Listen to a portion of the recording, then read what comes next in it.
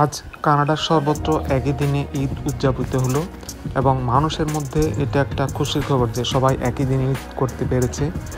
সব শহরে এখন মসজিদ আছে। টরন্টো শহরের কথা বলি, এখানে অনেকগুলো মসজিদ।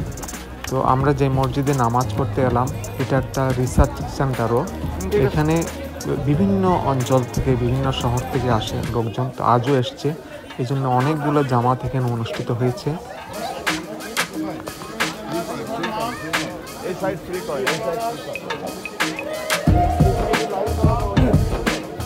প্রথমে জামাত শুরু হয় সকাল 7টায়, এরপরে 8টায়, এরপর 9টা, 10টা এবং সর্বশেষ জামাত অনুষ্ঠিত হয় আজ 11টায়।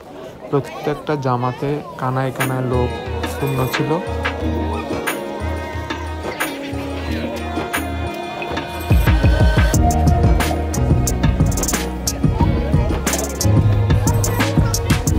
শুধুমাত্র যে বাংলাদেশের মানুষ তা না, বাংলাদেশ ছাড়াও পাকিস্তান, ভারত, আফ্রিকা সহ পৃথিবীর বিভিন্ন দেশের মুসল্লিরা এখানে নামাজ পড়তে এসছে আজ, এবং নামাজ শেষে একে অপরের সাথে কোলাকুলি করেছে এবং বিভিন্ন জন তারা তাদের আত্মীয় স্বজনের সাথে এখানে দেখা করতে এসছে।